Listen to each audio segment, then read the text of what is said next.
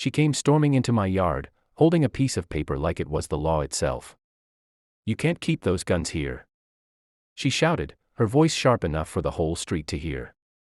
Before I could even ask what she was talking about, a black SUV pulled up and out stepped 3 men in fake uniforms, badges clipped on like something bought at a dollar store. They spread out across my driveway, acting tough. One of them even gripping a plastic-looking radio. I stood still, my arms crossed, watching. Inside, my stomach tightened, but I kept my face calm. Because the paper she waved, it had the words, HOA enforcement, printed in bold. Except our neighborhood didn't even have an HOA. Confiscate his weapons. She barked at the men, like she was the commander of some cheap army. Neighbors peeked out from their windows, phones in their hands, whispering. My little niece, who was staying with me that week, clutched my leg and asked, "Uncle, are they here to take you away?" That hit me harder than the fake cops moving closer. I bent down, whispered to her, "Don't worry, sweetheart. They don't know who they're messing with." One of the men smirked and reached for the lock on my garage door. That was it. My patience cracked. I stepped forward, voice steady but sharp. "Touch that door and you'll regret it." Karen laughed like she had already won. "What are you gonna do? Call the cops?" "We are the cops." That's when I let the silence hang for a moment. Then leaned in closer, lowering my voice just enough for her to hear. "No. I trained the real ones." Her smile froze. The fake cops exchanged looks, suddenly unsure. My niece's grip loosened as I stood tall, ready. Because this wasn't about guns or HOA rules anymore, this was about power. And she had just picked the wrong man to challenge. Karen's face twisted, but instead of backing down, she doubled the act. She pulled out her phone, put it on speaker, and dialed. "Yes, this is HOA enforcement. We have a dangerous man with illegal weapons. Send backup immediately." She shouted loud enough for every neighbor outside to hear. She wanted fear, panic, humiliation. I stood still, my fists tightening at my sides, watching the performance. The 3 fake cops puffed out their chests. One even placing a hand on the toy badge clipped crookedly on his shirt. My neighbors across the street shook their heads, whispering to each other. One muttered, "That's not even a real unit. I've never seen those uniforms before." But Karen wasn't listening to reason. She waved her arms like a director staging a play. "Everyone stay back. He's armed. He's unstable," she cried, pointing at me like I was some wild animal. And then, as if on cue, one of her men yanked a bright orange sticker from his pocket and slapped it on my front door. "Property seized by HOA authority." That was my breaking point. Not anger, calm. Ice cold calm. Because when someone tries to strip you of your land, your rights, and your name in front of your whole neighborhood, that's when the line is crossed. I pulled out my own phone, but not to call the police. Instead, I opened the live security feed from the hidden cameras I had installed months ago. Every angle of my driveway, my garage, my front door, capturing every fake badge, every unlawful word. And I knew exactly what else those cameras caught: the locked cases in my garage. Tagged and registered. Proof that every weapon I owned was legal, licensed, and untouchable. Karen noticed the smirk forming on my face and snapped. "What are you smiling at?"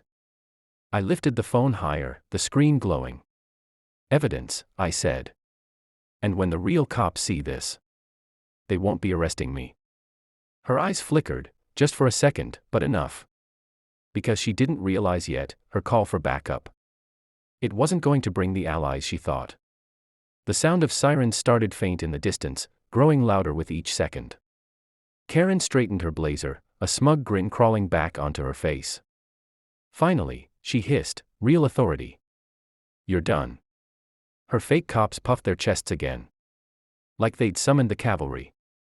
But when the squad car rolled up and the doors opened, her confidence cracked. 2 uniformed county deputies stepped out, real ones this time. Their vests heavy, their radios alive with chatter. The crowd of neighbors leaned forward, phones recording every second.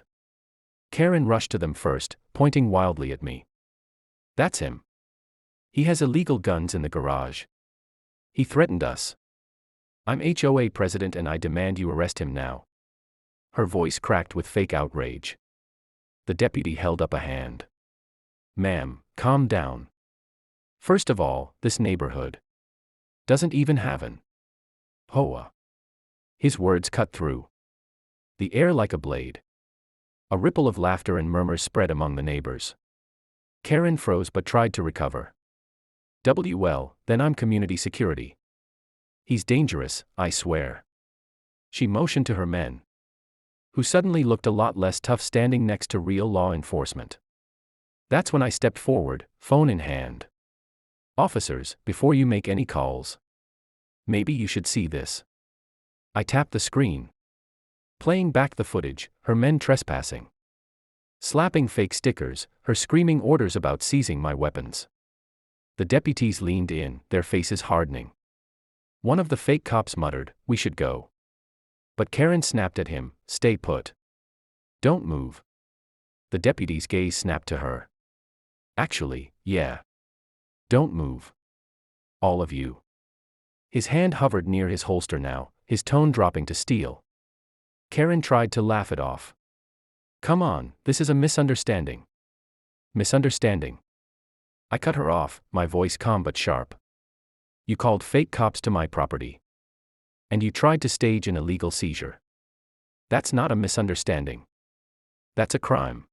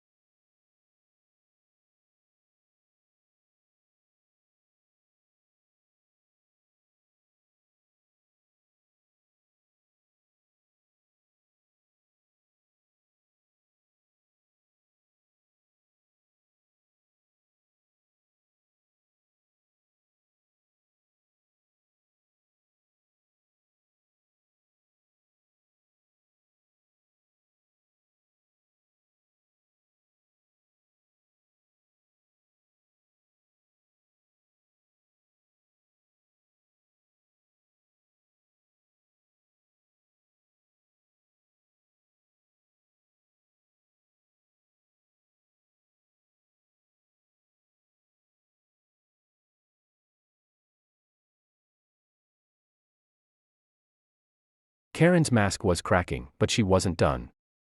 She jabbed her finger at me, her voice shrill now, desperate. "He's lying. He's making this up to trick you. You can't trust him." The deputy raised his hand. "Ma'am, enough. We have footage. We have witnesses. And you brought impersonators onto private property. That's a serious offense." But she couldn't stop herself. She lunged toward my garage, yanking at the handle like she could force the door open and prove something. The crowd gasped as one of the deputies grabbed her by the arm, spinning her back. "That's it," he said firmly. "You're under arrest." Her screams echoed down the block. "You can't do this to me. This is my neighborhood. He doesn't belong here." The cuffs clicked around her wrists. The three fake cops didn't even wait, they dropped their toy radios on the driveway and begged not to be taken in. The deputies weren't buying it. They lined them all up against the car while neighbors filmed every second, some even cheering. I stood still, my niece's small hand clutching mine, watching the scene unfold. Karen twisted, trying one last time to throw poison my way. "You'll regret this. I'll sue you. I'll." The deputy cut her off cold. "Ma'am, you've already lost. You're being charged with trespassing, harassment, and impersonating law enforcement. He looked back at me.